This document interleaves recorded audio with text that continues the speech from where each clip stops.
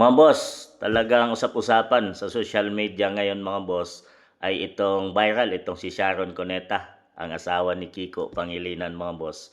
Dahil ipinagmamalaki niya doon sa gala night noong karaan mga boss na pinagmamalaki niya kay PBBM na nagkamali siya ng pagpili ng kanyang Vice President mga boss o running mate noong halalan 2022 mga boss. Yun ay si BP Inday Sara ang kanyang tinutukoy mga boss. So mukhang sinasabi niya na napakalakas ni PBBM at nahatak niya lang si BP Inday Sara Duterte mga boss. Grabe ang tiwala ni Sharon Cuneta dito sa kanyang asawa mga boss. Talagang bilib na bilib siya dito na mayroong magandang nagawa dito sa ating bansang Pilipinas dahil matagal na siyang senator ng ating bansa mga boss. Pero mukhang wala tayong nararamdamang maganda dito sa taong ito mga boss, kundi ang mga dilawan pinklawan na mindset lang talaga ang mayroon sila. So alam na natin kung anong mga pinanggagawa ng mga taong ito.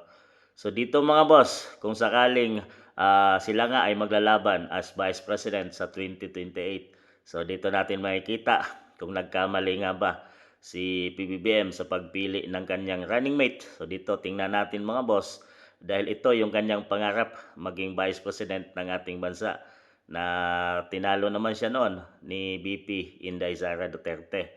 So dito mga boss at kung sakali ay maglaban sila ni Kiko Pangilinan for Vice President at Rodante Marcoleta for Vice President. So kanino ang boto mo? Talagang dito natin malalaman kung gaano nga ba katibay at kalakas itong ipinagmamalaki ni Sharon Cuneta, the megastar mga boss, na nagkamali si PBBM ng pagkuha ng kanyang running mate dapat si Kiko Pangilinan at hindi si BP Inday Sara Duterte. Para mga boss, matagal ng senator ng ating bansa versus first timer na senator ng ating bansa na si Rodante Marcoleta.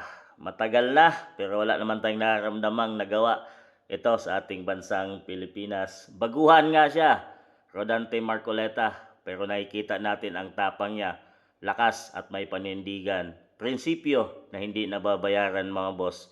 At yan ang mahalaga dahil inluklok natin sila sa ating bansang Pilipinas. Dapat ay magampanan nila ng tama ang binigay nating mandato sa kanila mga boss. Yun ay para sa mamamayang Pilipino. Hindi yung malayo pa yung eleksyon ay iba na yung kanilang mindset at tinatrabaho mga boss.